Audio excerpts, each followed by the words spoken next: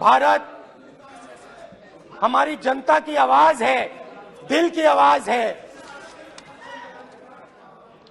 उस आवाज की हत्या आपने मणिपुर में की। इसका मतलब भारत माता की हत्या आपने मणिपुर में की।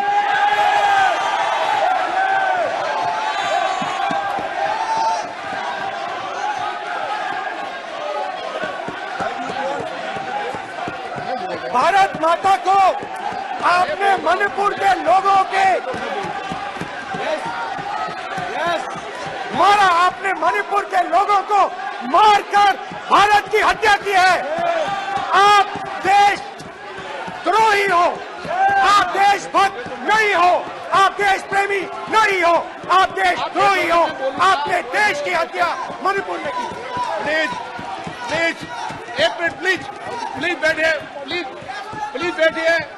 अब सवाल उठता आप है, बैठना चाहते नहीं बैठना चाहते? आप बैठना चाहते नहीं बैठना चाहते? इसीलिए आपके प्रधानमंत्री मणिपुर में नहीं जा सकते हैं, क्योंकि उन्होंने प्लीज देश की हत्या की है। मणिपुर में हिंदुस्तान की हत्या की है, भारत माता की हत्या की है। मणिपुर में, मणिपुर के लोगों के दिल में। प्लीज एक मिनट बैठिए आप। एक तो सवाल उठता है, एक मिनट बैठिए, एक मिनट आप भी बैठिए। पिछली बार जब मैं बोला तो शायद मैंने आपको थोड़ा कष्ट भी पहुंचाया, क्योंकि मैंने इतनी जोरों से अदानी जी पे फोकस किया कि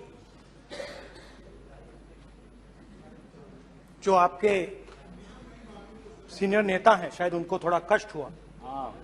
तो वो जो उनको कष्ट हुआ, हमेशा अडानी पे अभी भी कष्ट हो रहा है। वो जो कष्ट हुआ, अभी भी कष्ट हो रहा है। विषय पे आइए, विषय पे। अभी भी कष्ट हो रहा है, अभी भी कष्ट हो रहा है। ये देखिए, ये सारे ये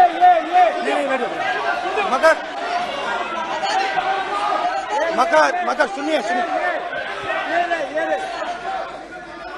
तो वो जो कष्ट हुआ 1 2 3 4 5 उसका असर शायद आप पे भी थोड़ा हुआ। तो इसके लिए मैं आपसे माफी मांगता हूं,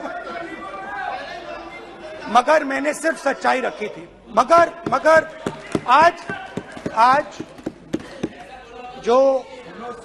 जो मेरे बीजेपी के मित्र हैं, आज आपको डरने की जरूरत नहीं है, डरो मत, क्योंकि आज जो मेरा भाषण है, डरो मत, और आप डरो मत।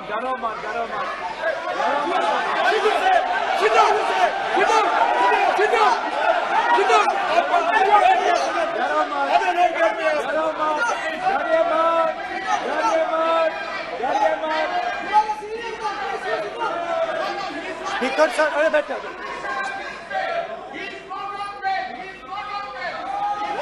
ब्रदर।